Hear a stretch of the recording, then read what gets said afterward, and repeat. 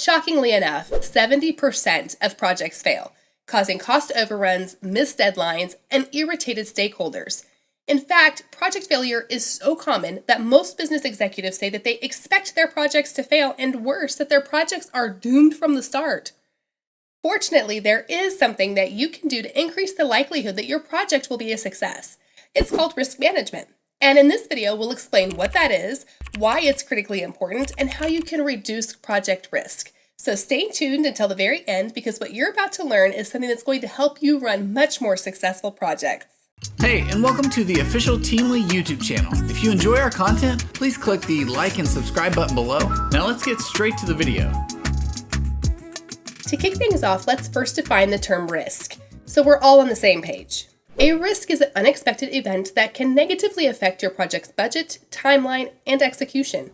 So what kind of risks are we talking about here? Well, personnel risks for one. If your lead engineer has a month-long sabbatical planned during your project, or half of your project team suddenly quits, those events put your project at risk. There are also operational risks. For instance, if your project isn't executed correctly due to human error or equipment failure. And then there are strategic risks, such as not really understanding what your customers want.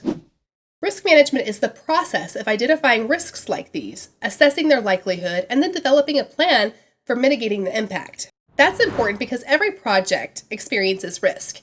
However, by proactively preparing for those risks, you're not forced to make decisions on the fly should the worst occur. Instead, you'll have a well-thought-out plan of action to prevent those risks from derailing your timeline and budget, so your project is still a success.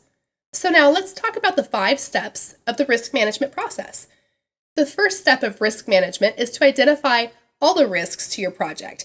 To do this, you'll want to hold a risk analysis meeting and invite project SMEs, or subject matter experts, so that you can collectively identify potential project risks. This has 2 benefits. For one thing, these experts probably have insider information that makes them better able to assess the risk related to their areas of expertise. Plus, it also shares responsibility for the task, so you're not the one left holding the bag should something go wrong. Once you've identified the various risks to your project, you'll want to create a project risk log, which is sometimes called the risk register. This log should contain the list of the risks that you've identified so that you can easily track and monitor them. After you've created your risk log, you're ready to move on to the next step, which is to analyze the risk. During this part of the process, you'll want to determine the seriousness of each risk, as well as the likelihood of them occurring. For instance, is the risk a minor inconvenience, or does it have the potential to bring your entire project to a standstill? This is a question you'll want to answer during the analysis phase. Keep in mind that when you're performing the analysis, you'll want to consider the financial impact of the risk, how it'll affect the project timeline, and what type of impact it could have on the project, various business lines, and organization as a whole. Once you've done this with the help of your team, you're ready to prioritize the risk. During this phase, you'll want to rank and prioritize all the risks to your project so you know which ones need to be proactively addressed and which can be merely monitored. Keep in mind here that you won't be able to prepare for all of the risks you've identified. That would be a full-time job. Instead, you'll want to decide which risks are most important to prepare for, which really comes down to your organization's risk tolerance. There are some companies that are fairly comfortable with assuming risk, whereas others are more risk averse. At a minimum, you'll definitely want to prepare for risks you've identified as high or very high.